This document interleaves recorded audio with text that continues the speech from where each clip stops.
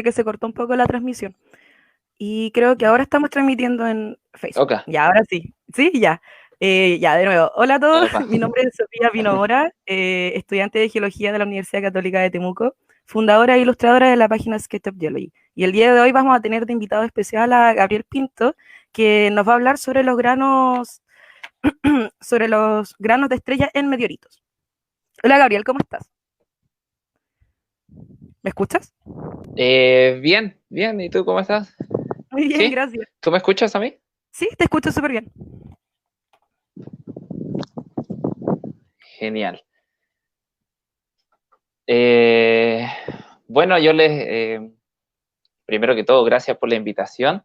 Les voy a contar un poco acerca del trabajo que estamos haciendo desde el Instituto de Astronomía y Ciencias Planetarias aquí en la Universidad de Antofagasta, en la UDA, en la Universidad de Atacama, en la UDA.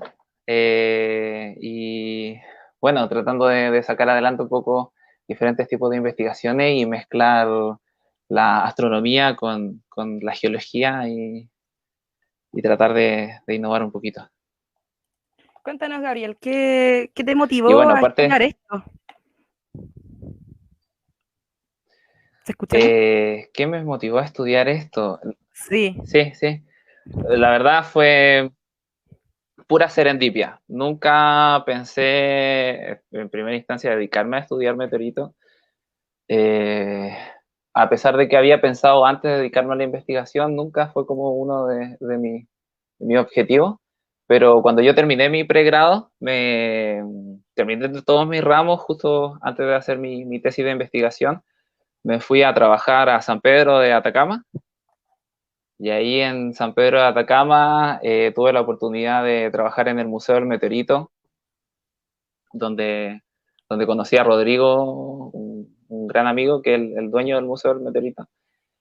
Y en ese tiempo yo tenía una tesis de investigación en el pueblo de Belén, al interior de Arica, para poder poner en valor un poco el patrimonio y las rocas más antiguas al final del territorio nacional. Hubieron unos problemas con esos fondos, así que Rodrigo me dijo que trabajáramos en meteorito, me motivó y bueno, al final una cosa se fue dando con la otra. Me gustó mucho realizar un proyecto de investigación, yo estaba feliz participando, yendo a la oficina, viendo más acerca de los meteoritos que nadie trabajaba en la universidad en ese tiempo cuando yo estudié. Así que no, fue completamente de la nada, llegó esa oportunidad y ahora estoy acá en Atacama trabajando en meteoritos primitivos que se han encontrado en el desierto de Atacama y mezclándolo además con astronomía. Entonces, para mí ha sido fascinante y las sorpresas que te da las vueltas de la vida son enormes. Suena muy interesante, Gabriel. Muchas gracias por esa experiencia que has tenido. ¿Y qué más podrías contarnos como con respecto a tu trabajo como tal, como geólogo y investigador de meteoritos? Ya, mira, preparé una pequeña presentación. No sé cómo se podrá ver, A ver, la estoy porque configurando. creo Ahí. que intento, agra-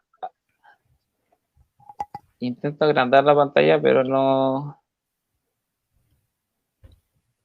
creo que No no te se lo puede, permite. ¿verdad? No, pero no importa, igual se puede pasar así, po. Igual se entiende, igual se ve en Instagram, lo estoy viendo igual en vivo. ¿Sí? ¿Se alcanza a ver? Sí, se alcanza a ver. Voy a Bueno, agrandar la pantalla para que la gente vea. ya, genial. Ya, genial. Entonces, lo que estoy trabajando ahora en el posgrado de acá de Astronomía y Ciencias Planetarias, tuve la oportunidad de conocer a un investigador que trabaja principalmente en supernovas. Y el doctor Felipe Olivares, hemos conversado mucho acerca de esta idea de juntar meteoritos con las explosiones de supernova y durante el segundo semestre del año pasado estuvimos viendo las referencias y lo que se había escrito acerca del tema y bueno, hemos encontrado un poco de lo que planificamos, lo vamos a ver ahora. ¿Ya? Entonces, en primera instancia, para poder entender lo que viene, necesitamos saber lo que es un isótopo. ¿Ya? Básicamente, un isótopo es un mismo elemento ¿ya? Pero que contiene un número diferente de neutrones. ¿Ya? Acá nosotros vamos a determinar el número de protones, que también es conocido como el número atómico, el Z, y el número de neutrones. En este caso en la figura podemos ver que son las pelotitas blancas. Y yo puse el ejemplo, el más básico, que del primer elemento de la tabla periódica, que es el hidrógeno, el cual presenta dos isótopos, que son el deuterio, el cual tiene un neutrón, y el tritio, que tiene dos neutrones. Entonces, entender que esta variación isotópica cambia a través de las evoluciones químicas es fundamental para poder ir interpretando los procesos. ¿Ya?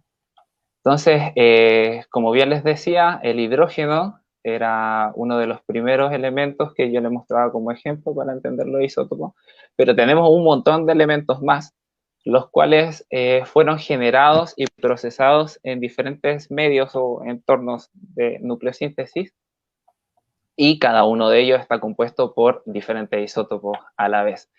Generalmente hay muchos elementos que pueden tener más de 20 isótopos diferentes, entonces también queda un largo abanico de los isótopos que pueda tener cada elemento. Acá en esta tabla periódica es lo básico con lo que trabajamos en el área de cosmoquímica. Para también, en este caso, la tabla periódica demuestra las fuentes de nucleosíntesis de los diferentes elementos, ya sea fueron generados en el Big Bang, o fueron generados después en estrellas, o fueron generados en las explosiones de supernova. En este caso, los elementos más pesados que se ven de color morado y son generados principalmente en explosiones de supernova, al igual que los amarillos que vemos en el costado derecho superior. ¿Ya? Entonces, básicamente todo esto isótopo y toda esta composición química ha ido evolucionando en el universo desde los primeros momentos de su formación en el Big Bang, en el origen del hidrógeno y en el origen del helio, principalmente. Todos estos elementos se fueron acumulando, bueno, y algunas trazas de litio, se fueron acumulando en grandes nebulosas moleculares y empezaron a formar las estrellas, que es el dibujito que nosotros vemos acá abajo, la parte inferior.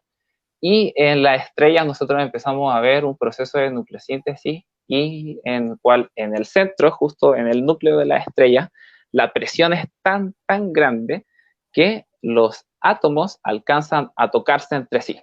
¿Ya? Esto es súper importante porque en realidad cuando nosotros, o sea, le hacemos cariño a una persona que queremos, o nos ponemos a tocar guitarra, como que todos nuestros contactos con la materia que conocemos, nuestros átomos nunca se pueden llegar a tocar. Por eso tenemos como esa sensación del tacto. En el caso de las estrellas, las temperaturas y las presiones son tan grandes que estos átomos sí alcanzan a tocarse, y en el caso particular de los átomos de hidrógeno, se juntan y forman un átomo de helio. Así, consecutivamente, los elementos van aumentando en su número atómico dentro de las estrellas. Pero dentro de las estrellas tenemos un límite máximo que es el hierro. Y ese hierro ya no genera energía, no genera calor, sino que necesita calor para poder transformar. Y ahí es cuando colapsan estas estrellas y explotan en las conocidas supernovas y otras grandes explosiones dentro del universo. Y en estos procesos se forman los elementos que son más pesados que el hierro.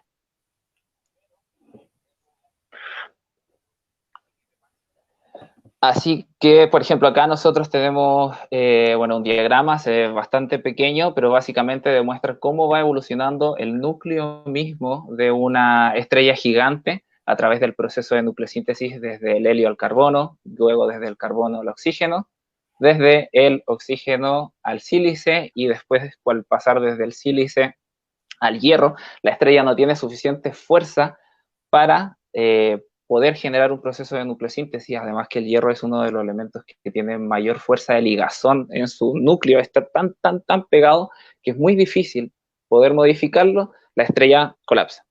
Y ahí es donde nosotros podemos ver la liberación de esas nubes moraditas que se ve arriba, y con una gran cantidad de elementos que son mucho más pesados y ciertos isótopos específicos en elementos que son más livianos. Entonces, desde ese proceso de nucleosíntesis muy grande que fue evolucionando a medida que fue evolucionando nuestro universo y que fue evolucionando también nuestra galaxia, nuestra Vía Láctea, se generó nuestro sistema solar, ¿ya? Nuestro sistema solar tiene una composición específica que nosotros la medimos gracias al Sol, a la fotósfera solar específicamente, ya que el Sol representa más del 99% de la materia de nuestro sistema solar. O sea, cuando nosotros tratamos de generar una comparación relativa de las masas que tienen los cuerpos distribuidos en diferentes zonas del sistema solar, con la masa total que tiene el Sol es mínima, es una fracción muy pequeña, y por lo tanto el estudio de la fotósfera solar y la de los elementos que la componen nos entrega un promedio de la totalidad de elementos que componía la nebulosa molecular antes de la formación del sistema solar. Entonces, gracias a la fotósfera solar, nosotros tenemos una composición. Lo más hermoso y lo bonito de todo es que se encontró un meteorito, una roca, un fragmento que sobrevivió al cruce atmosférico, que tenía exactamente la misma composición que la fotósfera solar. ¿Ya? En geología, nosotros clásico que nos dicen normalizar la composición CI, y en petrología está muy presente la composición CI.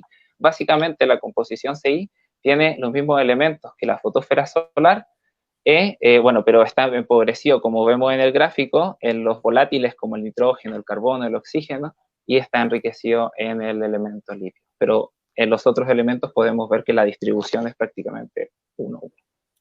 ¿Ya? Y en el cuadrito que nosotros vemos abajo podemos notar cuáles son los elementos más abundantes en nuestro sistema solar, de los cuales los únicos que son normales o refractarios que nosotros encontramos comúnmente en las rocas de los diferentes cuerpos y tanto en asteroides que se pueden conocer sus composiciones es el hierro, el sílice, el magnesio. Básicamente son los que generan los ferrosilicatos.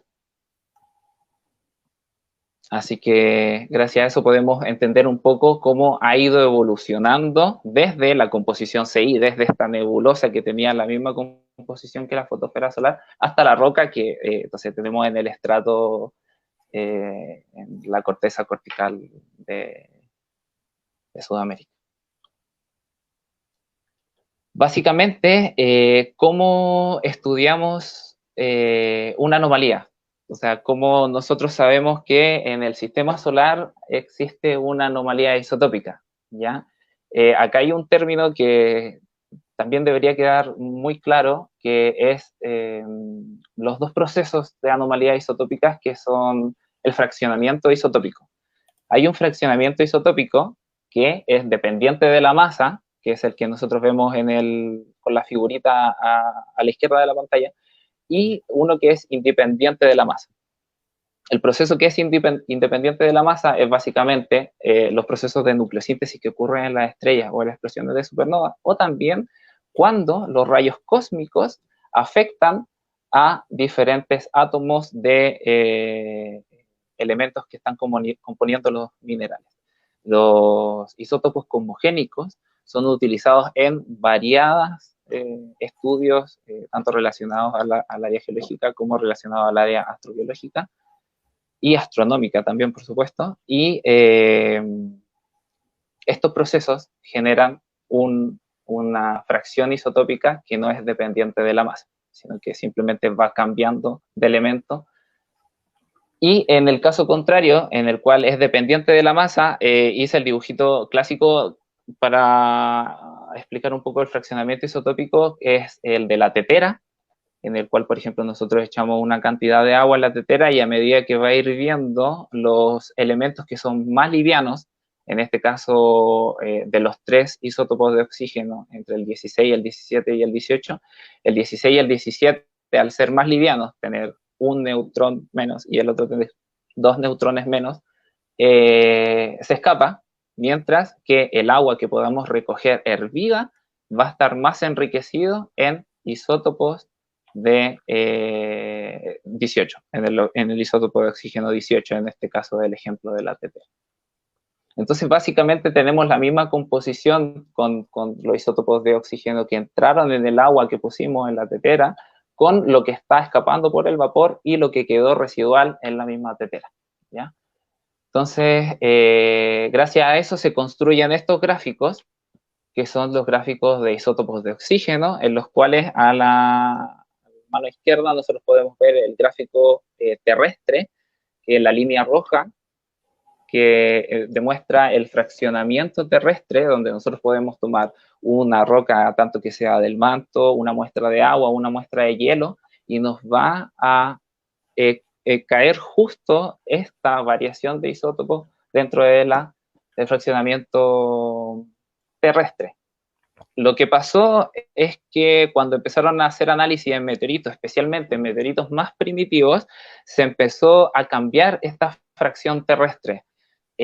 Muchas veces se pensaba que en el sistema solar todo había sido borrón y cuenta nueva. Todos los elementos o los sólidos, los minerales que se habían generado, ya sea en el medio interestelar o en las estrellas mismas, cualquier sólido había sido reiniciado desde una nueva composición. O sea, todo el sistema solar se debería haber explicado con una anomalía isotópica dependiente de la masa. Pero en cambio, en 1987 se encontró unos pequeños granos, los cuales mostraban una anomalía no dependiente de la masa. Y eso es lo que nosotros vemos en el gráfico pequeño a la derecha, ¿ya? De todos los meteoritos, de la gran variedad de los meteoritos que se ha encontrado y de su análisis isotópico, tanto como de las rocas terrestres, de las rocas lunares o de las rocas marcianas, entran en este pequeño recuadro de los porcentajes de variación de las anomalías isotópicas de oxígeno con respecto a un estándar. Pero en cambio, en el gráfico de abajo, las escalas en los ejes X y Y son mucho más grandes, son logarítmicas. Y estas son mediciones de diferentes granos que presentan una gran anomalía con respecto a sus composiciones de isótopos de oxígeno. Por lo tanto, esas anomalías no se podrían explicar si es que esos granos se hubiesen generado dentro de nuestro sistema solar. ¿Ya? Entonces, el estudio de estos pequeños granitos se hace en primera instancia buscando estas anomalías, buscando en meteoritos que sean muy primitivos, estructuras que nos indiquen alguna fuente estelar. En este caso se puede ver que la mayoría de los granos presolares provienen de las atmósferas de estrellas gigantes A y G/B, en las cuales hay un descenso de temperatura y se pueden formar minerales como ibonita, minerales como forsterita, diferentes piroxenos como enstatita también. Entonces podemos encontrar cierta cantidad de silicatos que no solamente se formaron en el sistema solar, sino que son silicatos que se están formando ahora y en las atmósferas de estas estrellas gigantes. Entonces, básicamente, para el hallazgo de un grano presolar, un poco para hablar de escalas, a la parte izquierda de la pantalla nosotros tenemos un meteorito primitivo, ese es un meteorito chileno, encontrado por un ruso, sí. Y en el centro nosotros tenemos una CAI, que es uno de los primeros condensados en esta nebulosa en el momento de la formación del sistema solar. Y dentro de estas CAI, en la matriz del mismo meteorito o en ciertos cóndrulos, podemos encontrar estos granos, los cuales tienen tamaños de nanómetros. O sea, el más grande es un micrón, en ese caso, ese grano presolar, que es un carburo de silicio, tiene 100 nanómetros. Entonces, estos granitos son los que nos producen una anomalía isotópica en relación con toda la materia que nosotros conocemos en el sistema solar. Entonces, ¿cómo buscamos estos granitos? Básicamente hay dos formas. La primera de ellas es a través de disolución en ácido, que es la que nosotros vemos En el gráfico de la izquierda tenemos diferentes fuentes de elementos, ya sea el proceso de nucleosíntesis en atmósferas de estrellas o en explosiones de supernova, enriquece la nebulosa solar y luego se forma el sistema solar y desde ahí, desde este gráfico, bueno, desde los meteoritos lo atacamos ya sea con ácido clorhídrico para poder extraer ciertos granos más refractarios, los cuales generalmente tienen estas anomalías isotópicas, o por el otro lado sería una búsqueda no destructiva, que es lo que hemos planificado en colaboración con la Universidad de Lorraine en Francia. Esta maquinita es un NanoSIMS, entonces podemos ver la composición isotópica a escala nanométrica y abajo podemos ver una imagen también de una anomalía isotópica de oxígeno y otros isótopos, los cuales también lo podemos utilizar gracias a esta hermosa maquinita que tenemos ahí arriba en la fotito, que desgraciadamente se ve muy pequeña, pero es una máquina grande. Y bueno, dentro de los granos presolares, por nombrar algunos de los que se han encontrado hasta ahora, son nitruro de silicio, carburos de silicio, grafitos, nanodiamantes, algunos óxidos, por ejemplo, ibonita, espinela, corindón, y bueno, los silicatos que nombré como piroxenos, olivinos, en varias composiciones de hierro o de magnesio, y se han encontrado algunos granos de silicio. Entonces, en la imagen, nosotros vemos a la izquierda, el más grandecito, una imagen SEM muy detallada de la estructura superficial, de la morfología del grano en sí. Generalmente estos granos no presentan una estructura estequiométrica, no tienen una estructura cristalina definida, son amorfos, y gracias a eso también se puede interpretar un poco los procesos de formación en los ambientes circunestelares.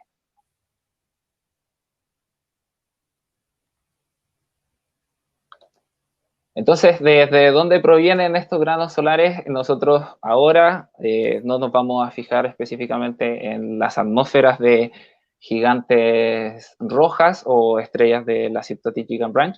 Vamos a fijarnos específicamente en las explosiones de supernova. Y en las explosiones de supernova tenemos dos que abarcan la gran mayoría de ellas, que son las supernovas de colapso gravitatorio. O sea, nosotros tenemos una estrella tan grande que cuando llega al hierro no alcanza a fundir este hierro y colapsa en su núcleo, generando una gran explosión y generando un proceso de nucleosíntesis que se conoce como captura de neutrones y captura de protones. Y en esa misma explosión se liberan muchos elementos, pero son, como les dije específicamente, estrellas mucho más grandes. El residuo de estas grandes explosiones de supernova pueden ser un agujero negro, si es que la estrella es muy grande, mayor de 30 masas solares, o en el caso de que la estrella no sea suficientemente grande, el residuo va a ser un núcleo que va a ser una estrella de neutrones, ¿ya? Y esa estrella de neutrones, bueno, después entra en otro proceso. Y por lo contrario, en el tipo de supernovas 1A se generan por sistemas binarios. En estos sistemas binarios podemos tener una degenerada, que bueno, degenerada se llama a la estrella, a la enana blanca, debido al tipo de materia que se encuentra con altas presiones y con un movimiento muy especial de los electrones que se llama electrones degenerados, y empieza a acercarse a su compañera estrella, que en este caso puede ser una gigante roja, hasta una distancia que se define como el lóbulo del Roche. En el lóbulo del Roche empieza a agarrar un poco de energía de la compañera y mientras va tomando energía, llega a un punto de colapso esta estrella que se conoce como el límite de Chandrasekhar, que es 1.4 masas solares, y ahí gatilla una detonación termonuclear así, pero gigante, enorme, y ahí existen procesos de nucleosíntesis específicos, que es hacia donde nos queremos dirigir específicamente en el cromo 54, que es un isótopo de cromo, y en el isótopo del titanio 50. Así que específicamente nos estamos adentrando en las supernovas tipo 1A, también porque este tipo de supernovas ayudaron a interpretar la expansión acelerada del universo con el premio Nobel. Así que, no, las supernovas están así alucinantes. Y bueno, más allá del proyecto en sí, una de las cosas recientes es que el 2017, gracias al proyecto de ondas gravitacionales entre LIGO Virgo en Estados Unidos y en Europa respectivamente, encontraron ciertas señales de ondas gravitacionales y el 2017, en agosto de 2017, y dijeron, no, no, ¿qué está pasando? Algo está pasando en el cielo, algo está pasando en el cielo. Y empezaron a decirle a los diferentes telescopios que apuntaran de donde ellos venían la fuente, y cuando los telescopios apuntaron, claro, pudieron observar por primera vez este proceso que es conocido como una kilonova, y a diferencia de las anteriores supernovas, se produce por una colisión entre estrellas binarias, pero que son estrellas de neutrones, dos estrellas de neutrones. Entonces, abajo, en la parte inferior derecha, vemos un espectro que tomó muy a la rápida, por decirlo así, el telescopio espacial Hubble, que está en órbita alrededor de nuestro planeta, y le dio un pic en los lantánidos específicamente, y bueno, por otras referencias, los actínidos también están muy involucrados en los procesos de nucleosíntesis relacionados a las explosiones de kilonova. Y les traje un video. Pero no sé, o sea, veamos si se puede reproducir.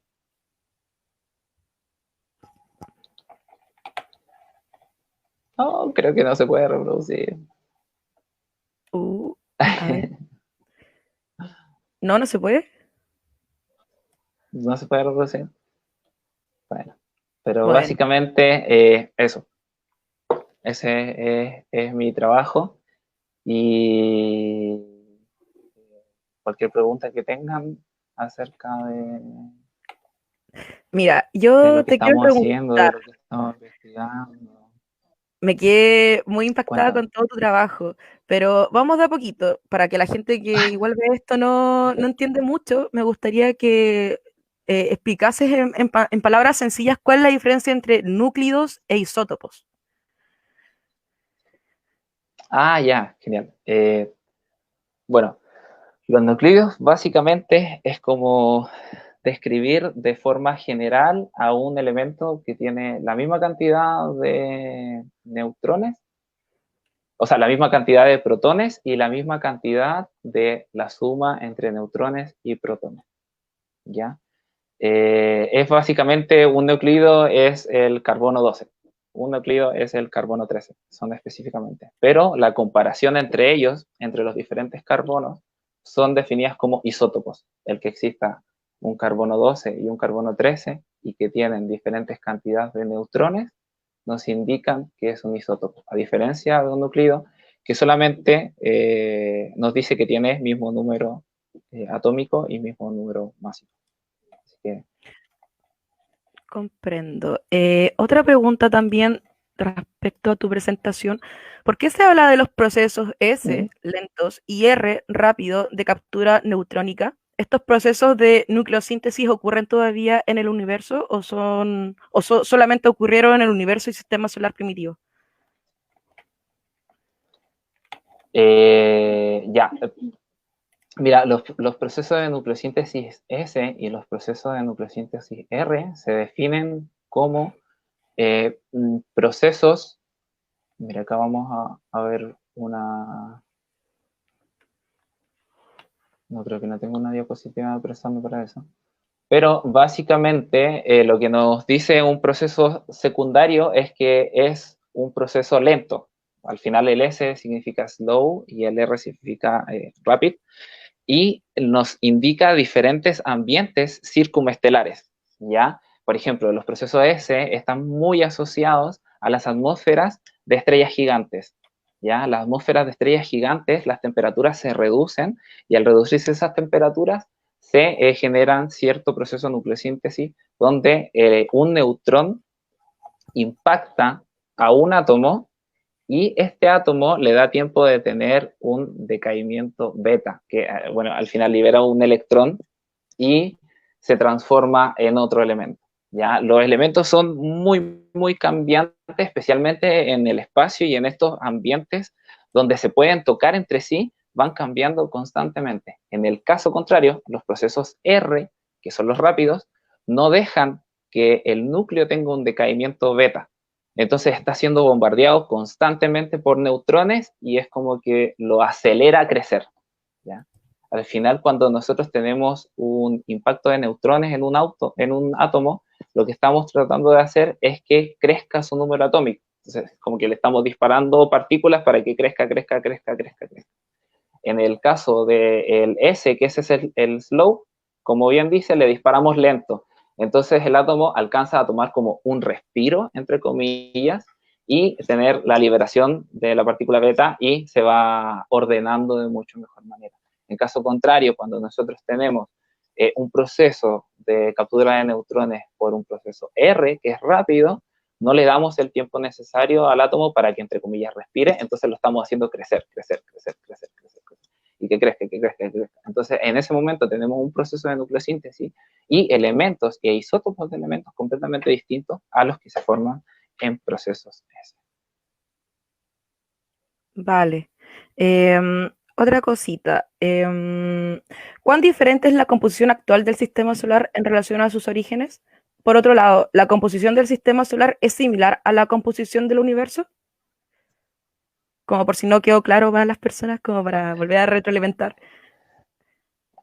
Claro, mira, justo tengo la diapositiva de la composición del sistema solar. El universo está en evolución. Suena como súper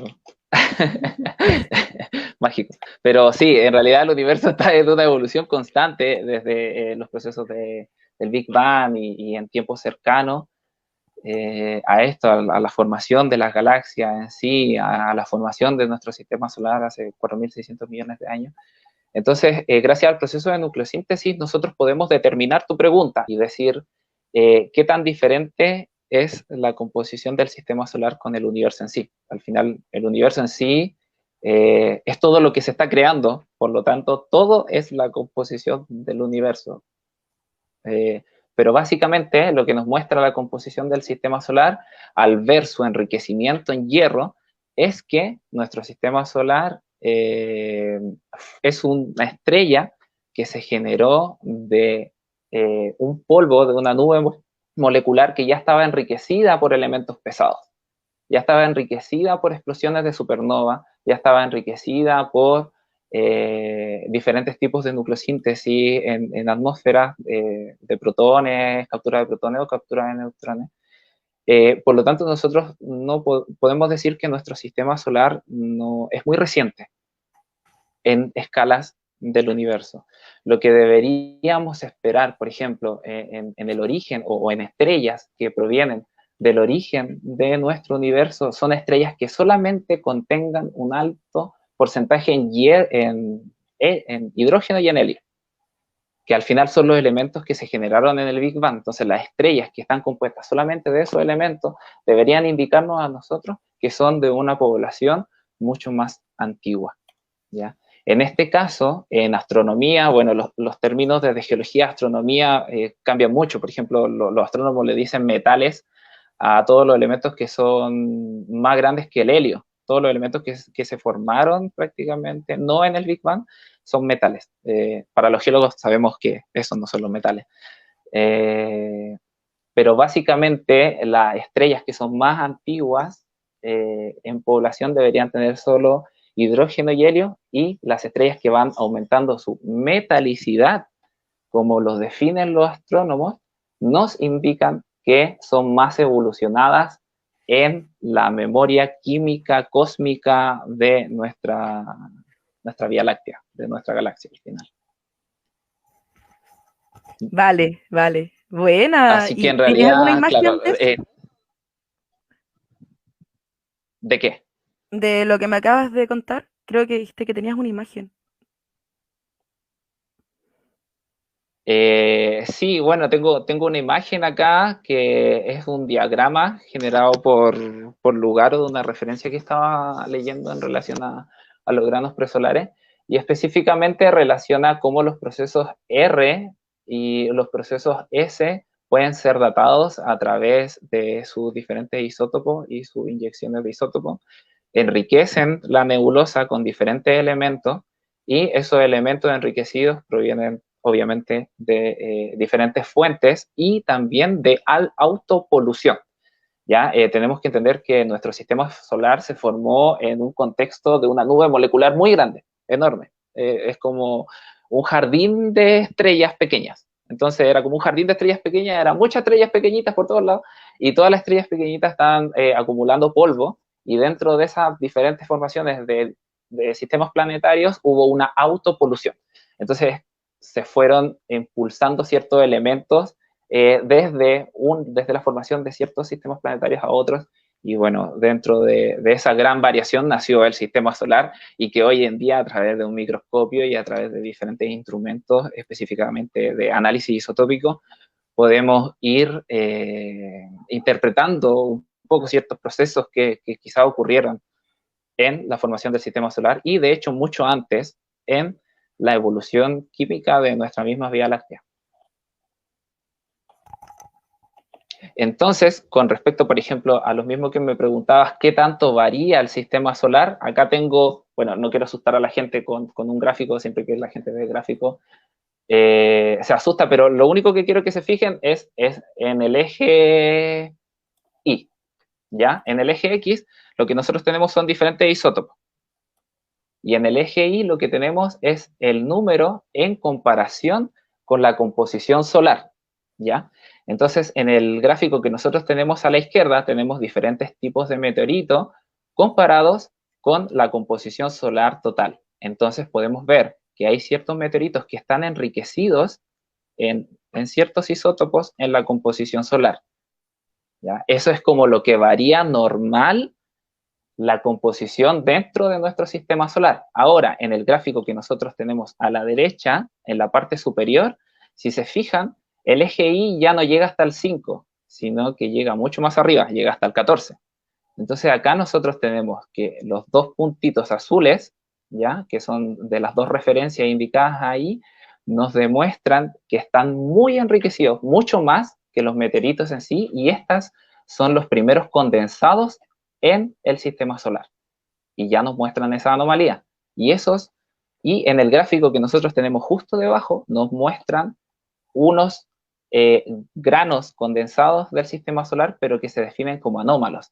Y el eje Y ya no llega hasta el 14, sino que llega hasta el 300. Y en caso contrario, llega hasta el menos 200. Entonces ahí ya tenemos un enriquecimiento importante, una diferencia importante, ya sea en mucha cantidad en ciertos isótopos y un empobrecimiento en ciertos isótopos en estos primeros sólidos que se formaron en el proceso del origen del sistema solar.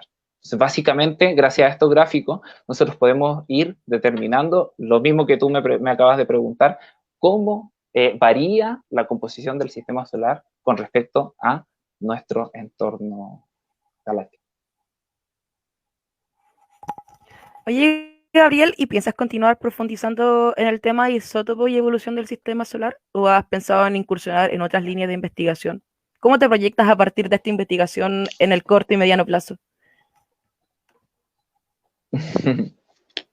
Sí, me encanta. De hecho, por ejemplo, igual había escuchado hace un tiempo de los granos presolares. Tuve la fortuna de haber estado en Argentina con la profesora doctora María Eugenia Varela, con la cual aprendí mucho, mucho, mucho, mucho, mucho, un montón. Y claro, gracias a ella escuché la primera vez acerca de los granos presolares, y en ese momento, claro, era solo un objeto más dentro de los meteoritos más primitivos, pero de a poco, y especialmente con el ramo que tomé aquí en la UDA sobre supernovas, encontré cómo ligar dos cosas que están, no sé, muy entretenidas. Me da pena que no hayan podido ver la explosión de supernova, porque en realidad lo mejor de las supernovas es que tienen explosiones, y si estudia algo que tiene explosión, yo creo que igual va bien. Me gusta también el que sea multidisciplinario. Yo creo que eso es lo que más enriquece del proceso que al final estoy pasando, aprendiendo un poco de astronomía y aprendiendo un poco de física nuclear ahora con este proceso de nucleosíntesis.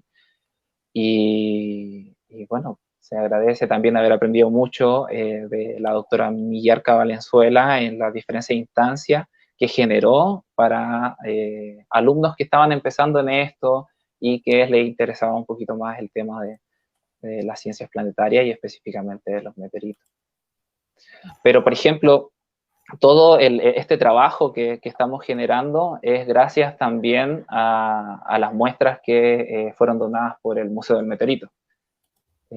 También, como te conté, en mi inicio completamente random en la disciplina de meteoritos en sí, nos llevamos muy bien con Rodrigo, tenemos una muy buena amistad y me ha entregado diferentes muestras para poder hacer lo que se me ocurra. Y dentro de la misma pregunta que me hiciste, sí hay otra cosa que me motiva harto en hacer y me gusta mucho la comunicación y la divulgación, no sé si mucho a través de redes. Me gusta mucho hacer un taller a los profesores, hacer talleres a los niños en colegios de diferentes comunas. El año pasado tuve la oportunidad también de conocer diferentes comunas de la región de Atacama, como Caldera, Vallenar, etcétera. Y no, genial estar enseñando a las personas ahí de qué es un meteorito, de cómo se reconocen y que la gente también empiece a valorar. El día lunes con la doctora Millarca Valenzuela fue una muy buena presentación, me gustó mucho y bueno, en realidad con respecto a la valoración del geopatrimonio, con respecto a los meteoritos, las opiniones pueden ir variando completamente, pero mi foco es la divulgación y la comunicación. O sea, la doctora Millarca presentó una ley el año 2017 y si bien es cierto no tuvo convocatorias porque la gente en realidad no está entendiendo que el desierto de Atacama es un lugar muy rico en meteoritos y que se puede hacer una gran variedad de estudios, especialmente, por ejemplo, lo que yo estoy haciendo, también estoy utilizando meteoritos del desierto de Atacama, entonces no se trata solo de estudiar o de la gente que se dedica a los meteoritos saber qué es un meteorito, sino que en realidad invito a la gente a levantar museos tanto en los colegios, a levantar museos comunales, a levantar museos que sean regionales, donde tengan sus propias muestras de meteoritos. No es algo que sea muy raro y se va a poner en valor y va a ser utilizado también por profesores de los colegios, por ejemplo, como una herramienta pedagógica fundamental para enseñar o el sistema solar o diferentes procesos que estén relacionados, involucrados en el meteorito. Entonces,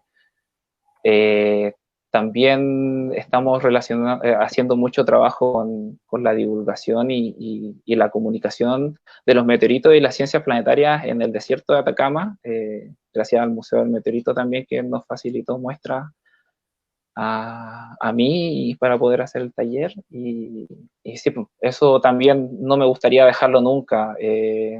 Como te decía, llegué random a la investigación, pero durante la universidad siempre participé en proyectos sociales. Estuve mucho rato en el Centro de Acción Social de mi universidad y participé también en Fundación de la Pobreza mucho tiempo. Entonces, como que sí o sí no quiero dejar esa conexión con lo social. Y también acá en Atacama me he visto involucrado en proyectos con profesores y con la comunidad así, con el barrio, los diferentes cabildos, hechos también por la situación del 18 de octubre del año pasado. Igual involucrarse en esos aspectos porque es necesario y es importante el entender lo que está viviendo la gente que te rodea, tu vecino, tu vecina, es fundamental. Sí, tienes toda la razón, Gabriel. Y re importante esto de hacer la difusión científica a la comunidad, tanto de gente que estudia esto como los que no, porque al fin y al cabo necesitamos a nuestra población Claro. que esté involucrada con todo este tema de la geología. O sea, somos un país rico en geología y debería ser que esté en nuestra sangre ya saber desde chiquitito que es un volcán. Entonces, y también esto de los meteoritos, inculcarlo más en nuestras investigaciones, ya que es algo nuevo. Y te agradezco mucho la participación tuya, Gabriel. Me gustó mucho tu presentación y la investigación que estás llevando a cabo. Espero que esto No, pueda ser muchas de gracias. inspiración a las personas y que puedan ver otras áreas que tiene esta carrera, por si se quieren motivar también con el estudio de meteoritos. Bueno, al menos ya tienen un contacto que les puede guiar, así ya sea Millarca o Gabriel. Se pueden contactar con ellos por redes sociales o por correo. Y eso, me agradó bastante esta entrevista, se llevó con más fluidez, más ordenado, de hecho se pudo transmitir en Instagram, estoy bastante feliz con esto, a pesar de haber sido la primera semana. Así que muchas gracias, Gabriel, por haber No, estado pero con nosotros hoy día. felicitaciones. ¿Se escucha o se corta? Sí, sí. No, felicitaciones por la motivación de realizar esta actividad, especialmente para las diferentes áreas y disciplinas de la geología en Chile. Y como tú bien dices, tratar de llevar a la gente que no solamente es profesional, sino que necesita saberlo porque es su territorio y entender sobre nuestro territorio no hace parte de esta realidad, y es lo básico. Así que eso, muchas gracias por la invitación. Y bueno, un saludo a un montón de gente, tanto en Antofagasta, en la UCN, como acá en la UDA, que los chicos de geología también son unos grandes. Y nada, pues tratando de levantar investigación también con el pregrado y los chicos de geología que están estudiando aquí en la UDA. Así que esperemos que en los próximos años hayan muchas más personas presentando en este tipo de charlas entre geología y astronomía.